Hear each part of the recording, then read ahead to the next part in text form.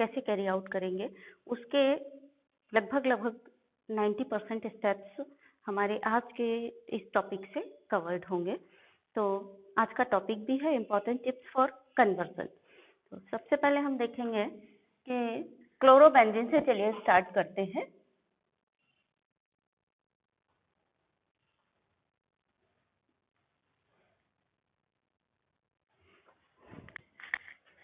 Chlorobenzene को phenol में हम कन्वर्ट कर सकते हैं और फिनॉल से हम दूसरे बहुत सारे कन्वर्जन कर सकते हैं। देखिए कैसे करेंगे हम ये। क्लोरोबेंजीन को डायरेक्ट फिनॉल में कन्वर्ट करने के लिए हमारे पास जो तरीका है वो एक्वस NaOH की, अगर हम सिंपल डायरेक्ट हाइड्रोलिसिस करेंगे तो नो रिएक्शन होगी, मैंने आपको बताया था। लेकिन अगर हम वहाँ पे टेम्परेचर हाई कर देंगे और प्रेशर बढ़ा देंगे तो क्लोरोबेंजीन की हाइड्रोलिसिस से डायरेक्ट हम फिनॉल बना सकते हैं। तो ये स्टेप्स हमें याद रखना है क्लोरोबेंजीन से डायरेक्ट फिनॉल बनाने के लिए। क्या कर सकते हैं हम यहाँ पर, एक्वस NaOH की रिएक्शन करवा सकते हैं और टेम्परेचर हम क्या रखेंगे, टेम्परेचर हम रखेंगे 623 केल्विन एंड 623 केल्विन हम यहाँ पर टेम्परेचर रखेंगे और प्रेशर रखेंगे 300 atm। और ये भी याद रखिए, अगर आपने ये नहीं लिखा, ये दो चीजें अगर आपने नहीं लिखी तो आपका जो आंसर होगा वो गलत माना जाएगा। ठीक है ये। और नंबर 2 पर हम यहाँ दूसरा स्टेप्स क्या लेंगे, यहाँ पे H+ की रिएक्शन करा देंगे। यानी फर्स्ट स्टेप में बन जाएगा ONA और सेकंड स्टेप में ये कन्वर्ट हो जाएगा OH में। तो क्योंकि हमने फर्स्ट और सेकंड दोनों स्टेप एक साथ लिखे हैं, इसलिए हम डायरेक्टली यहाँ पर प्रोडक्ट क्या बना देंगे, फिनॉल बना देंगे। ठीक है। तो सबसे पहले हमने बना लिया क्लोरोबेंजीन से फिनॉल। अब फिनॉल को देखिए हम कितने सारे कंपाउंड्स में कन्वर्ट कर सकते हैं। यहाँ पे फिनॉल की कई सारी रिएक्शन है, जिस तरह से आपने डाइसोनियम साल्ट की पढ़ी है और हेलो एल्केन्स में पढ़ी है, यानी अल्काइल हैलाइड्स की पढ़ी है, उसी तरीके की बहुत सारी रिएक्शन आप देखिए फिनॉल को हम कैसे कैसे कन्वर्ट कर सकते हैं। तो यहाँ पर फिनॉल की बहुत सारी रिएक्शंस हैं, तो हम एक लाइन खींचते हैं और बार बार ना लिखने के बजाय यहाँ पर इस तरह से हम लिखेंगे। यहाँ पर रिएक्शन है कम से कम 8। तो 1 2 3 4 5 6 7 एंड 8। तो लगभग 8 रिएक्शंस होंगे हमारे। तो इसीलिए हमने लाइन खींच दी है। अब देखिए हम क्या क्या रिजल्ट लेकर के और क्या क्या बना सकते हैं। तो सबसे पहले अगर हम फिनॉल को एक्वस NaOH और CH3 से रिएक्शन करा दें, यहाँ पर aqueous NaOH and CHCl3 first step में ये रिएक्शन करा दें और सेकंड स्टेप में हम इसकी रिएक्शन करा दें HCl से, तो ये बन जाएगा सैलिसल्डिहाइड। सैलिसल्डिहाइड में ये कन्वर्ट हो जाएगा।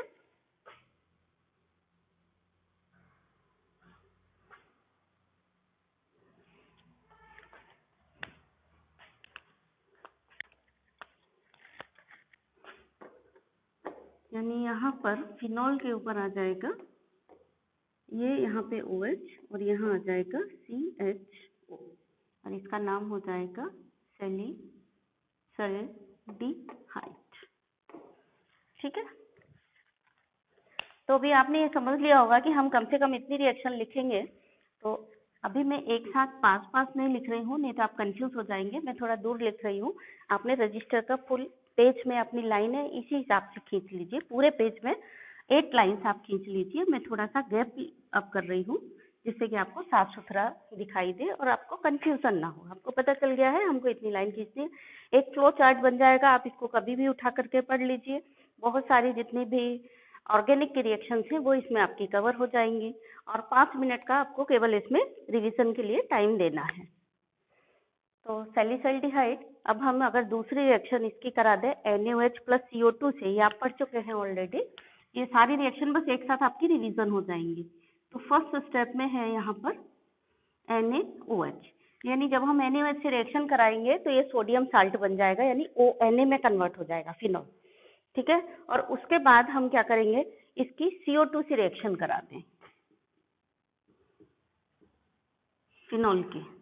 तो ये वाली रिएक्शन क्या होती है, और उसके बाद हम इसकी H+ से रिएक्शन करवा देंगे। एंड देन थर्ड है रिएक्शन H+, ठीक है। तो ये बन जाएगा आपका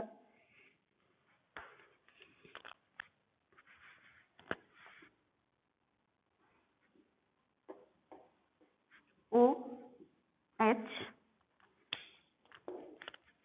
एंड COOH, ठीक है।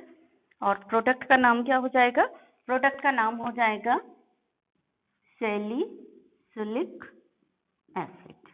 अब इन दोनों में आपको कंफ्यूजन ना हो, क्योंकि ये नेम रिएक्शन भी बहुत इंपॉर्टेंट है।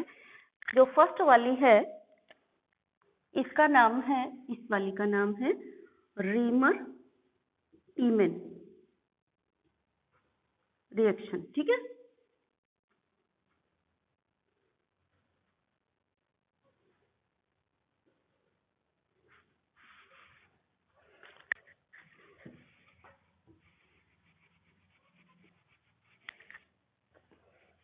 यहाँ लिखते हैं इसका नाम, ठीक है। ये रिएक्शन है रीमर ईमेन रिएक्शन। और जो सेकंड वाली है ये वाली, ये है आपकी कोल्बे रिएक्शन, KO है ना। दोनों को याद कैसे रखोगे, मैंने आपको ठीक बताई थी, क्योंकि रीमर टीमेन और कोल्बे रिएक्शन लगभग एक जैसी दिखती हैं, तो हम ध्यान भूल जाते हैं प्रोडक्ट कि जब COH बनता है तब कोल्बे बोलेंगे या इसको। तो हमने आपको इसके ट्रिक भी बताई थी कि आप इसको कैसे याद कर लेंगे। कोल्बे को आप कैसे याद करेंगे, कोल्बे को ऐसे याद करेंगे कूलबे, ठीक है। कूलबे रिएक्शन में जो पहले का CO2 है इसी से रिएक्शन हो रही है, देखिए, यानी फिनॉल के सोडियम साल्ट की रिएक्शन CO2 के साथ जब होती है तो वो रिएक्शन क्या कहलाती है, कूलबे रिएक्शन कहलाती है।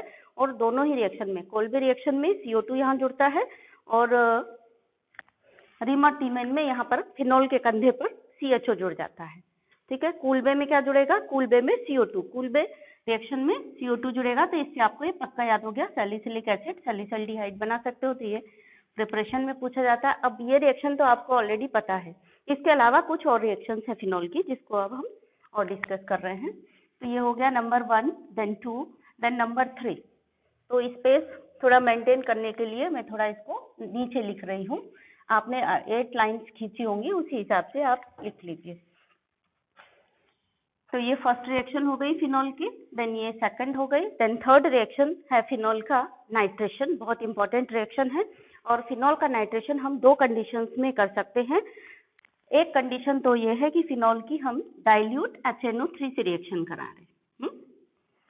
तो फिनॉल की जब हम डाइल्यूट HNO3 से रिएक्शन कराएंगे तो फिनॉल पर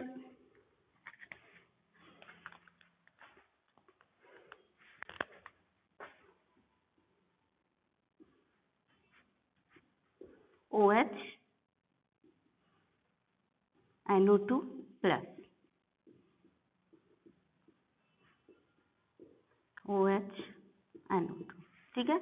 ऑर्थो एंड पैरा प्रोडक्ट बनेंगे, दोनों एक साथ बनते हैं हमेशा ऑर्थो पैरा, जिसमें जो ऑर्थो होता है वो माइनर होता है, जो पैरा होता है वो मेजर होता है। तो ये माइनर होगा और ये वाला ये मेजर होगा। जो मेजर होता है वो 80% होता है और जो माइनर होता है वो 20% होता है। और इसमें एक चीज आपको याद रखनी है, जो ये ऑर्थो नाइट्रोफिनॉल, इसका नाम है, ऑर्थो पोजीशन पे नाइट्रो लगा है तो इसका नाम हो गया ऑर्थो नाइट्रोफिनॉल। ये पैरा पोजीशन पे नाइट्रो लगा है तो इसका नाम हो गया पैरा नाइट्रोफिनॉल। तो ये स्टीम वॉलेटाइल होता है, ध्यान रखिए। ऑर्थो नाइट्रोफिनॉल कैसा होता है, ये स्टीम वॉलेटाइल होता है। स्टीम वॉलेटाइल का मतलब हुआ अगर हम इसके ऊपर से वेपर्स पास करेंगे, स्टीम पास करेंगे, तो ये वेपर्स में बदल जाएगा, तो इसलिए हम कहेंगे स्टीम वोलेटाइल। और ये कैसा होता है, इसका हाई बॉइलिंग पॉइंट होता है। ठीक है, तो क्वेश्चन बहुत पूछा जाता है इससे रिलेटेड कि ये स्टीम वोलेटाइल क्यों होता है और ये पैरानाइट्रोफिनॉल जो होता है इसका बॉइलिंग पॉइंट हाई क्यों होता है। तो इसका भी आंसर आप यहीं पर समझ लीजिए। बहुत इंपॉर्टेंट A+ ग्रेड का क्वेश्चन है। स्टीम वोलेटाइल क्यों है, क्योंकि जो इसमें हाइड्रोजन बॉन्डिंग है वो इंटरमॉलिक्यूलर हाइड्रोजन बॉन्डिंग है, और इंटरमॉलिक्यूलर हाइड्रोजन बॉन्डिंग के कारण ये कैसा होता है, आइसोलेटेड स्टेट में होता है। तो मैंने जैसे आपको बताया है, दूसरे पेज में हेडिंग डाल करके फटाफट उसको लिख लीजिए कि स्टीम वोलेटाइल क्यों है, उसका रीजन भी लिख लीजिए। ठीक है, इंटरमॉलिक्यूलर हाइड्रोजन, ध्यान दीजिए यहाँ पे मॉलिक्यूल इसकी और इसकी हाइड्रोजन बॉन्डिंग हो रही है, तो इसको कहेंगे इंट्रामॉलिक्यूलर हाइड्रोजन बॉन्डिंग। यहाँ पे इंट्रामॉलिक्यूलर हाइड्रोजन बॉन्डिंग हो जाती है तो ये मॉलिक्यूल, ये जो ऑर्थोनाइट्रोफिनॉल का जो मॉलिक्यूल होता है वो आइसोलेटेड स्टेट में हो जाता है, अकेला अकेला एकदम। जैसे बोलते हैं हिंदी की भाषा में कहें तो 3 लोग से मथुरा न्यारी, एकदम अलग हो जाता है, आइसोलेटेड मॉलिक्यूल हो जाता है। यहाँ पर क्या होता है, यहाँ इंटरमॉलिक्यूलर हाइड्रोजन बॉन्डिंग होती है। इंटरमॉलिक्यूलर का मतलब हुआ इंटरमॉलिक्यूलर, जैसे इंटरनेशनल 2 राष्ट्रों के बीच में, इंटर स्टेट 2 स्टेट के बीच में, इंटरमॉलिक्यूलर मतलब 2 मॉलिक्यूल के बीच में। ठीक है ना, तो यहाँ पे 2 मॉलिक्यूल्स के बीच में हाइड्रोजन बॉन्डिंग होती है, यानी मॉलिक्यूल मॉलिक्यूल आपस में जुड़ते हैं और एसोसिएटेड फॉर्म में, यानी एक लॉन्ग चेन बना लेते हैं। लॉन्ग चेन बना लेंगे तो फिर क्या होगा, उनका बॉइलिंग पॉइंट बढ़ जाएगा। तो यहाँ पे बॉइलिंग पॉइंट हाई होने का कारण क्या है, इंटरमॉलिक्यूलर हाइड्रोजन बॉन्डिंग, और यहाँ पे बॉइलिंग पॉइंट कम होने का कारण क्या है, या हम कह सकते हैं स्टीम वोलेटाइल होने का कारण। स्टीम वोलेटाइल का मतलब यही हुआ कि कम बॉइलिंग पॉइंट है। क्यों, हम स्टीम ओवर, क्वेश्चन पूछा जा सकता है हर तरीके से। हमने स्टीम इसके ऊपर पास की तो ये वोलेटाइल क्यों है, या ये स्टीम वोलेटाइल क्यों है, या ये स्टीम पास करने पर वेपर फेज में चला जाता है लेकिन ये नहीं जाता।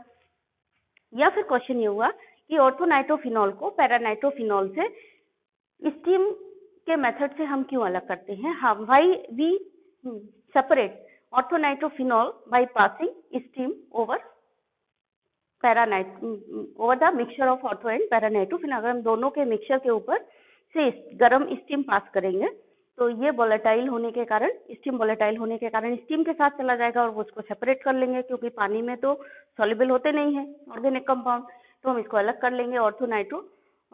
ऑर्थोनाइट्रोफिनॉल को और पैरानाइट्रोफिनॉल को सेपरेट करने के लिए हम स्टीम ऊपर से पास करते हैं, यही मेथड यूज करते हैं। तो ये मेथड क्यों यूज करते हैं, ये भी यहाँ पर रीजनिंग के लिए अच्छा क्वेश्चन है। तो इसको अलग सेपरेट पेज में आप हेडिंग डाल करके नोट कर लीजिए। दोनों के साथ डायग्राम जरूर बनाएंगे, ठीक है।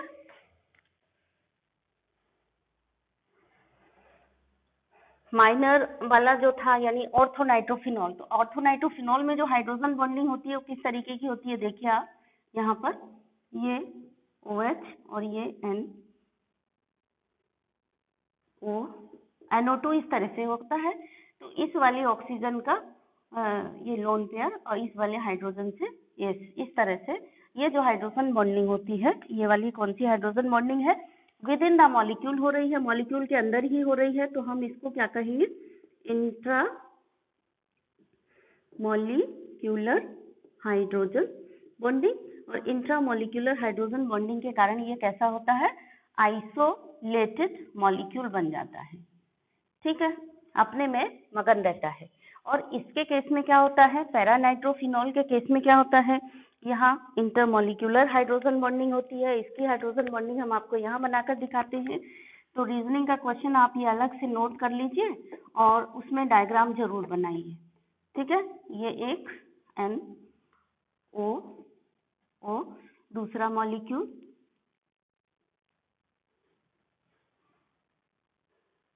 OH NO2, इस तरह से एक लंबी चेन बन जाएगी मॉलिक्यूल्स की, क्योंकि इनके बीच में इंटर मॉलिक्यूलर हाइड्रोजन बॉन्डिंग हो रही है।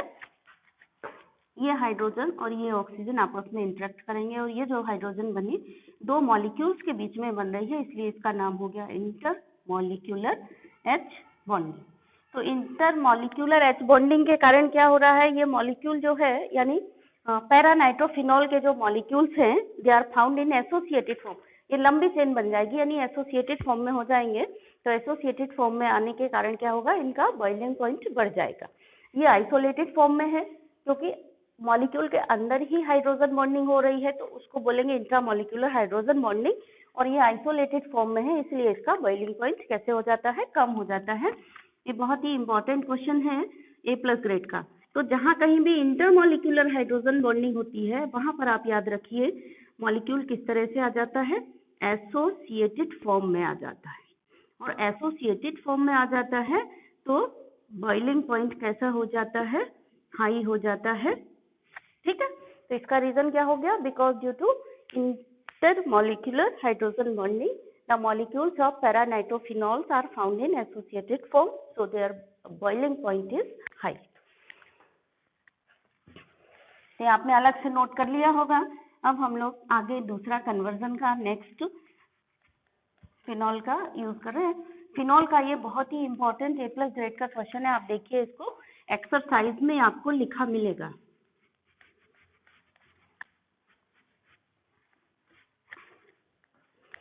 चलिए, नेक्स्ट है फोर्थ रिएक्शन इसकी।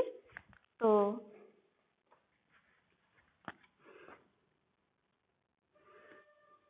देन फोर्थ के लिए हम कंसंट्रेट HNO3 से रिएक्शन करेंगे। अगर हम फिनॉल की कंसंट्रेट HNO3 के, अच्छा ये एक चीज और ध्यान रखिए, डाइल्यूट HNO3 से जो रिएक्शन हो रही है इसका नाम क्या है, इसका नाम है नाइट्रेशन।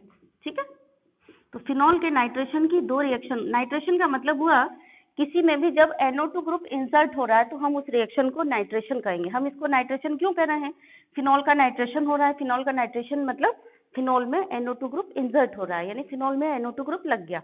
और NO2 ग्रुप लगाने के लिए जनरली हम डाइल्यूट HNO3 या कंसंट्रेट HNO3 से रिएक्शन कराते हैं। यहाँ पे नाइट्रेशन दो कंडीशन में होता है फिनॉल का, डाइल्यूट HNO3 से भी और कंसंट्रेट HNO3 से भी। ज्यादातर फ्यूमिंग HNO3 से रिएक्शन कराते हैं, यानी फ्यूमिंग HNO3 और फ्यूमिंग H2SO4 से जब रिएक्शन कराते हैं, यानी दोनों को मिक्स करके, इसको हम नाइट्रेशन मिक्सचर बोलते हैं। नाइट्रेशन मिक्सचर का मतलब नाइट्रेशन के लिए हम यूज करेंगे, किसी में भी NO2 ग्रुप इंसर्ट करने के लिए इस मिक्सचर को यूज करते हैं, इसलिए इसका नाम क्या हो गया, नाइट्रेशन मिक्सचर। लेकिन फिनॉल के केस में दो तरीके से नाइट्रेशन करवा सकते हैं, एक डाइल्यूट HNO3 से, डाइल्यूट HNO3 के नाइट्रेशन से ये रिएक्शन होगी, और जब कंसंट्रेट HNO3 से रिएक्शन कराएंगे तो यहाँ पिक्रिक एसिड बनता है। ये रिएक्शन भी A+ ग्रेड की इंपॉर्टेंट है, और जो फिनॉल से पिक्रिक एसिड बनने की रिएक्शन है वो भी A+ ग्रेड की इंपॉर्टेंट है। या फिर सीधे आपसे क्वेश्चन पूछ दिया गया क्लोरोबेंजीन से पिक्रिक एसिड कैसे बनाएंगे, तो आप क्लोरोबेंजीन से पहले फिनॉल बनाइए और फिर फिनॉल से पिक्रिक एसिड बना लीजिए। ठीक है, तो यहाँ पर जब हम कंसंट्रेट HNO3 से रिएक्शन करवाएंगे फिनॉल की,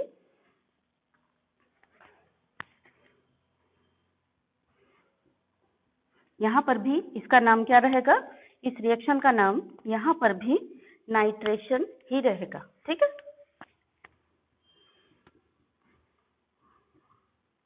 और प्रोडक्ट क्या बनेगा, प्रोडक्ट यहाँ पर बनेगा पिक्रिक एसिड। पिक्रिक एसिड का मतलब क्या हुआ, फिनॉल के 2,4,6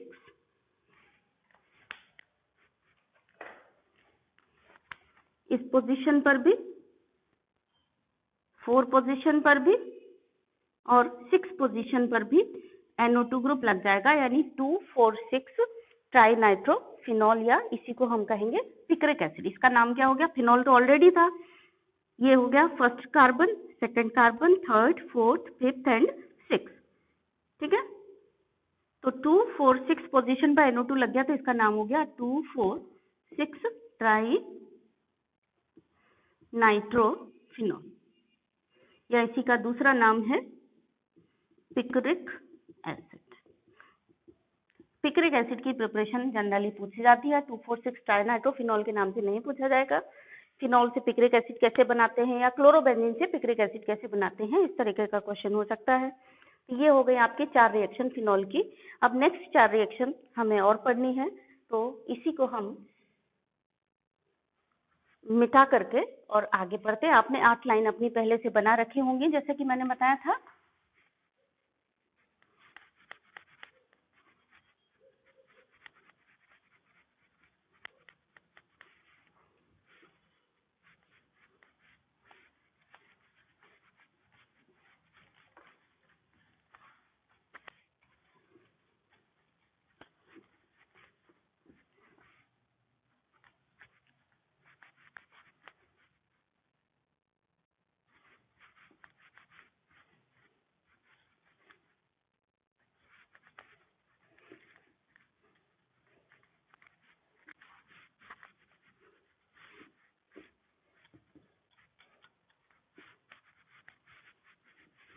हमें आगे लिखने के लिए ब्लैक बोर्ड की जरूरत पड़ेगी, तो इसलिए हम फिनॉल को खिसका लेते हैं थोड़ा पीछे, ठीक है।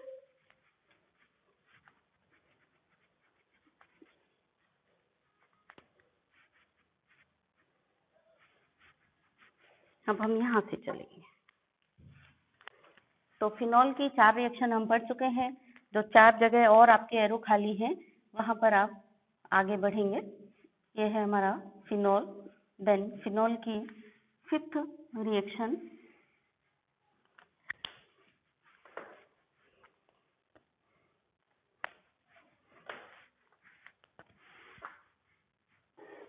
अभी हमने फिनॉल की नाइट्रेशन की रिएक्शन पढ़ी थी।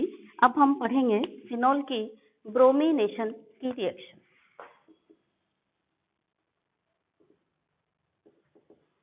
ठीक है।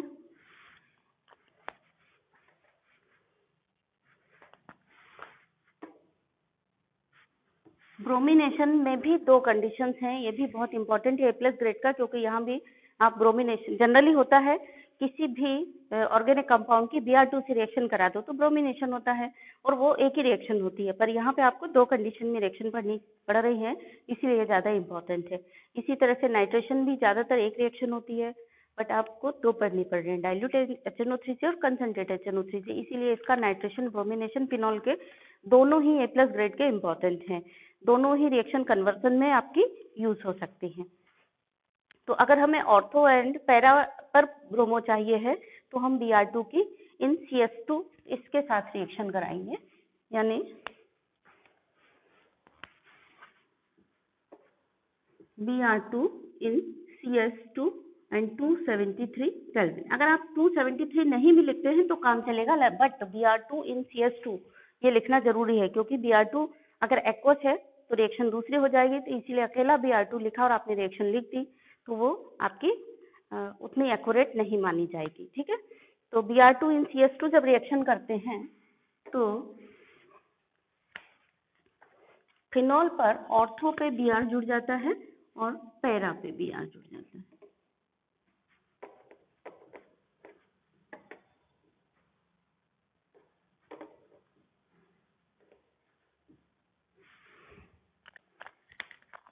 तो अभी आपने पढ़ा था कौन सा प्रोडक्ट ज्यादा बनता है, ऑर्थो वाला या पैरा वाला। ऑर्थो प्रोडक्ट हमेशा माइनर होता है, पैरा प्रोडक्ट हमेशा मेजर होता है। ये वाला हुआ आपका माइनर और ये वाला हुआ मेजर। ठीक है। और बॉन्ड जरूर ध्यान से बनाना है आपको। जहाँ पे आप लिखेंगे बहुत ध्यान से ऐसे बॉन्ड बना करके लिखेंगे। बच्चे अक्सर ये गलती करते हैं, देखिए आप ध्यान से, इस तरह से फिनॉल बनाते हैं बच्चे, कैसा ऐसा OH लिखते हैं। ठीक है ना, ये गलत है। आपका बॉन्ड कहाँ बनेगा, O के साथ इस तरह से बनेगा। तो वो चीज भी आपको लिखते समय ध्यान में रखनी है। ठीक है। देन ब्रोमिनेशन की एक और रिएक्शन है जिसमें हम फिनॉल की रिएक्शन कराएंगे एक्वस Br2 से। तो वहां पे या तो ब्रोमीन वाटर लिखा हो सकता है या फिर Br2 एक्वस लिखा हो सकता है, आपको ध्यान देना है। अगर फिनॉल की रिएक्शन आप Br2 एक्वस ऐसा लिखा हुआ है ये, या फिर ऐसा लिखा हो सकता है ब्रोमीन वाटर। ब्रोमीन वाटर का ही मतलब हुआ कि ब्रोमीन को पानी में घोला गया है, यानी एक्वस ब्रोमीन। तो या एक्वस Br2 लिखा हो या Br2 वाटर लिखा हो या फिर ब्रोमीन एक्वस लिखा हो, इसका मतलब किससे रिएक्शन हो रही है, फिनॉल जो ब्रोमिनेशन हो रहा है वो एक्वस मीडियम में हो रहा है। जब एक्वस मीडियम में ब्रोमिनेशन होगा, यानी ये रिएक्शन भी ब्रोमिनेशन ही है। ठीक है, ये भी ब्रोमिनेशन की रिएक्शन है, और जो ये आप पढ़ रहे हैं इसको भी हम ब्रोमिनेशन ही कहेंगे। ठीक है। तो प्रोडक्ट जो बनेगा यहाँ पे 2 4 6 यानी 3 Br एक साथ जुड़ जाएंगे, यानी बन जाएगा ट्राई ब्रोमोफिनॉल।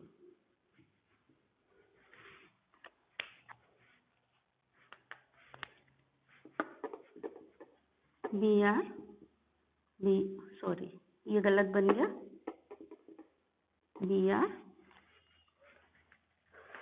ये यहाँ लगेगा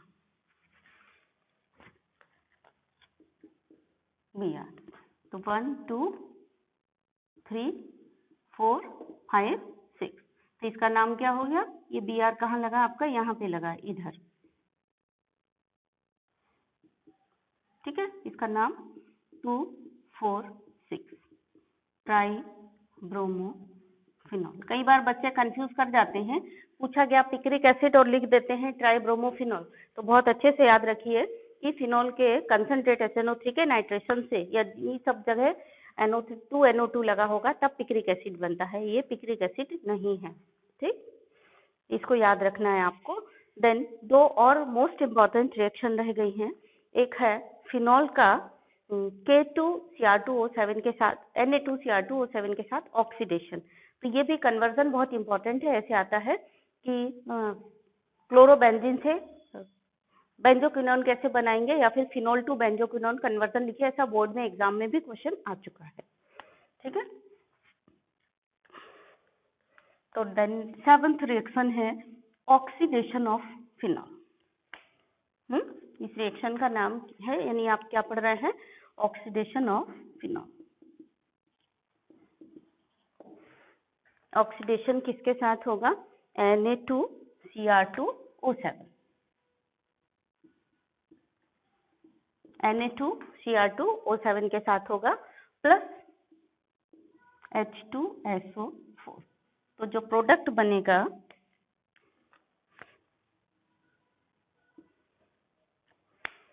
प्रोडक्ट का नाम होगा बेंजोक्विनोन। देखिए ध्यान से,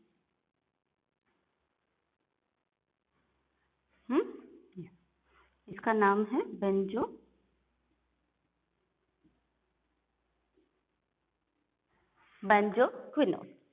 द नेक्स्ट एंड लास्ट है, और ये A+ ग्रेड की इंपॉर्टेंस है क्योंकि यहाँ से पूरा चेन शुरू हो जाता है। जिंक डस्ट, या फिर फिनॉल, अगर हमें कन्वर्जन में कहीं चाहिए कि फिनॉल से हमें OH ग्रुप गायब करना है और फिर हमें उसको डाइजोनियम साल्ट में कन्वर्ट कर सकते हैं, और डाइजोनियम साल्ट से हम कहीं भी आगे बढ़ सकते हैं, क्योंकि डाइजोनियम साल्ट का मतलब है मॉल में पहुंच गए आप और किसी भी डायरेक्शन में आगे बढ़ा जा सकता है। तो फिनॉल का OH ग्रुप गायब करने के लिए जिंक डस्ट से इसकी रिएक्शन कराते हैं, और ये बहुत ही इंपॉर्टेंट रिएक्शन है, यानी फिनॉल की रिएक्शन विद जिंक डस्ट।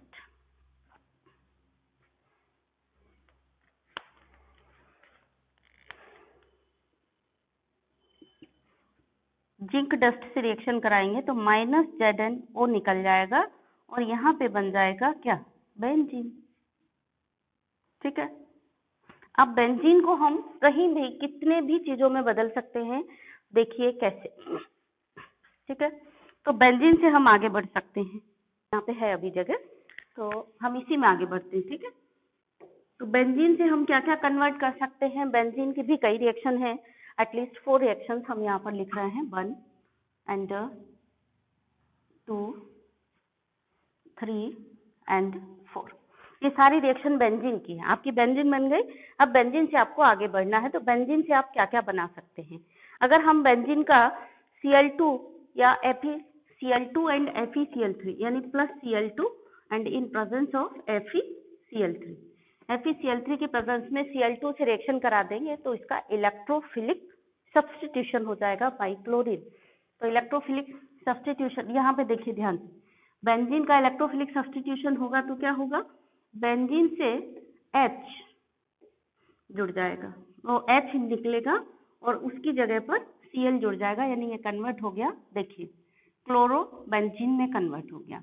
और क्लोरोबेंजीन को देखिए आप, यहाँ पे चले थे आपने, क्लोरोबेंजीन को फिनॉल में कन्वर्ट किया था, ठीक है ना, यहाँ पे किया था क्लोरोबेंजीन को NaOH की रिएक्शन से, और 623 केल्विन टेम्परेचर और 300 ATM प्रेशर की प्रेजेंस में आपने क्लोरोबेंजीन को फिनॉल में कन्वर्ट किया था, ठीक है ना।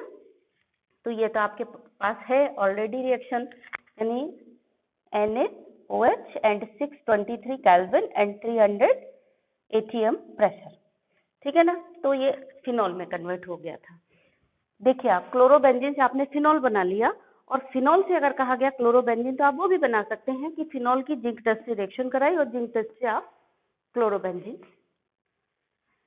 यानी जिंक डस्ट से रिएक्शन करा के बेंजीन मिला और बेंजीन का क्लोरीनेशन करा दिया, इलेक्ट्रोफिलिक सब्स्टिट्यूशन करा दिया, तो ये बन गया क्लोरोबेंजीन। देन नेक्स्ट है अल्काइलेशन। अगर हम इसकी CH3Cl से रिएक्शन करा दें इन प्रेजेंस ऑफ AlCl3, तो plus CHCl3 in presence of AlCl3, तो इसका अल्काइलेशन हो जाएगा। अल्काइलेशन हो गया तो ये बन जाएगा क्या, CH3 आ गया।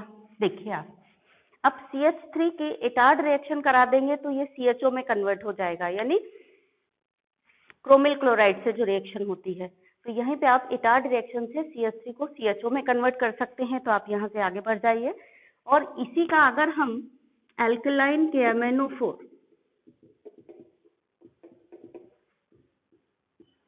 एंड नंबर 2 में H+ से रिएक्शन करा दें तो हमको यहाँ पर मिल गया benzoic acid.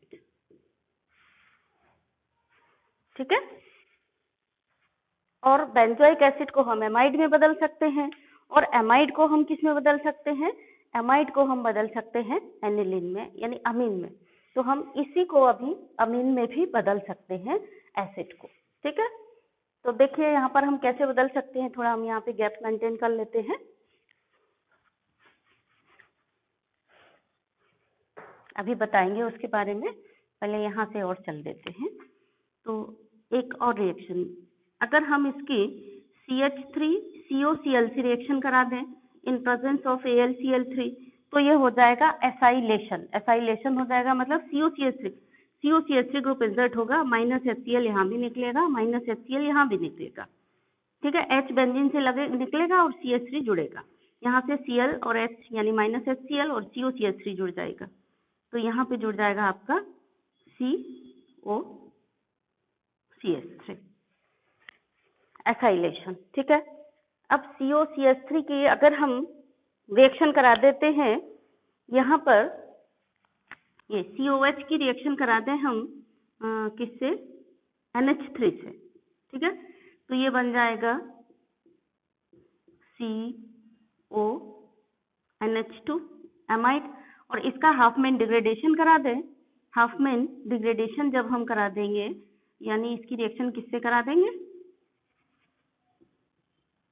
NaOBr and heat, या तो ऐसा लिखें या फिर हम इसकी जगह लिख सकते हैं क्या,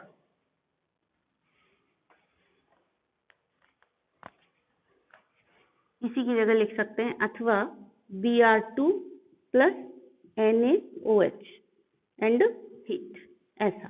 ठीक है, थोड़ा छोटा छोटा है, आप इसको थोड़ा बड़ा लिख लीजिए, मैं लिख रही हूँ, अगर ना दिख रहा हो तो आप समझ लीजिए। Br2 + NaOH and heat, Br2 + NaOH आपस में रिएक्शन करके NaOBr बनाते हैं, या तो NaOBr लिखा हो या Br2 + NaOH एंड हीट लिखा हो, तब भी आप दोनों तरीके से मतलब इस रिएक्शन को आगे बढ़ा सकते हैं। NaOBr लिखा हो अथवा यहाँ लिखा हो Br2 + NaOH एंड हीट। तो ये CONH2 हाफमैन डिग्रेडेशन में क्या होता है, CO हट जाएगा और ये बन जाएगा क्या, NH2। देखिए ध्यान से, एनिलीन बन गया ये आपका, यहाँ से चले थे और आपका ये क्या बन गया, एनिलीन बन गया। इसी से आप बेंजल्डिहाइड भी बना सकते थे, मैंने क्या बताया था, इसी की इटार्ड रिएक्शन कर देंगे तो ये क्या बन जाएगा, बेंजल्डिहाइड बन जाएगा।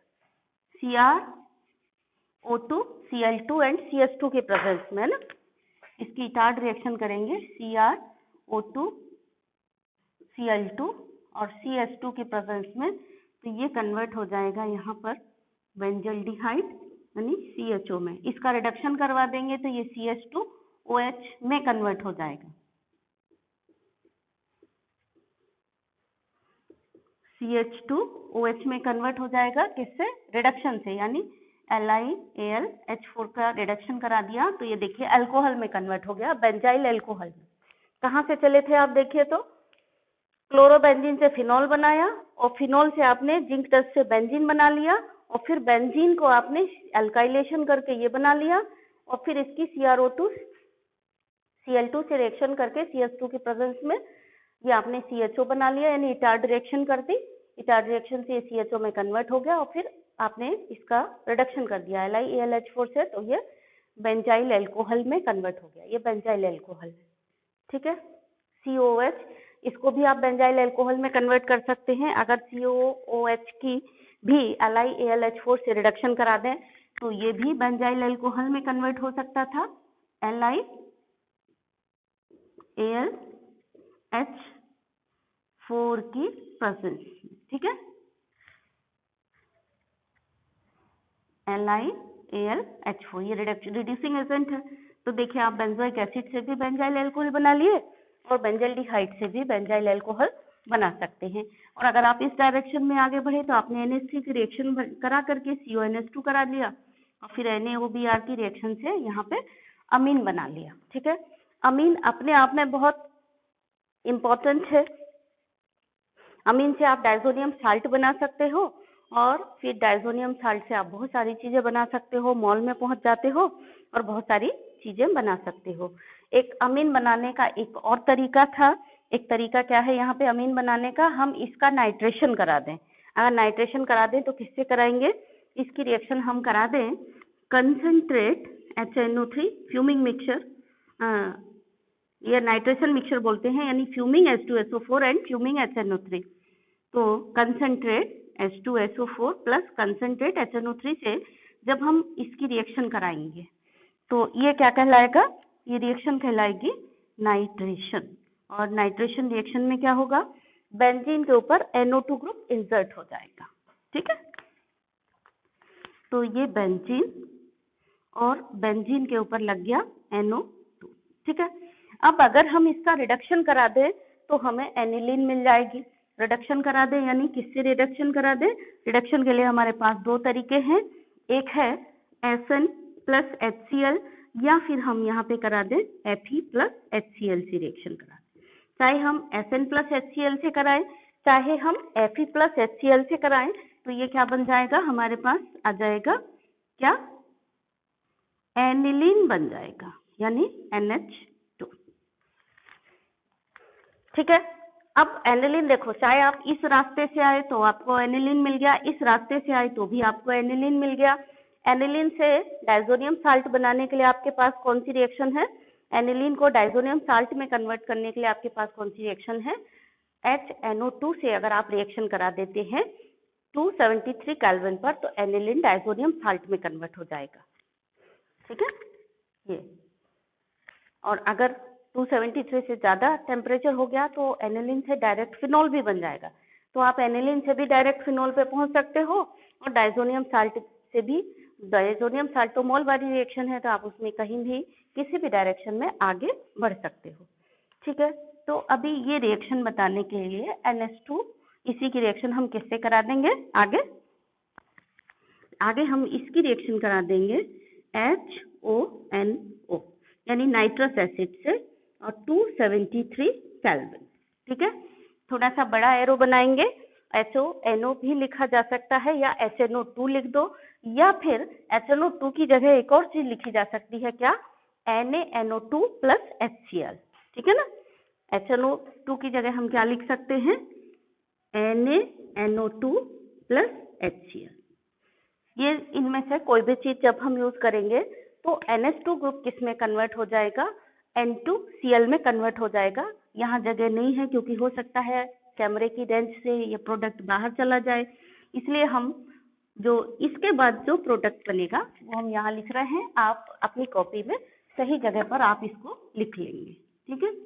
तो जब हम एनिलीन की रिएक्शन कराएंगे तो ये बन जाएगा N2Cl, यानी इसको हम कहेंगे डाइजोनियम साल्ट। और डाइजोनियम साल्ट को हम बहुत सारी चीजों में कन्वर्ट कर लेंगे जो हम आपको पहले बता चुके हैं। आप चाहें तो इसी चार्ट में वो वाली रिएक्शन भी, सारी मॉल वाली जितनी रिएक्शन पढ़ी है आपने, वो भी जोड़ सकते हैं, ठीक है। तो ये है आपका नाइट्रोबेंजीन और ये है आपका एनिलीन, ठीक है।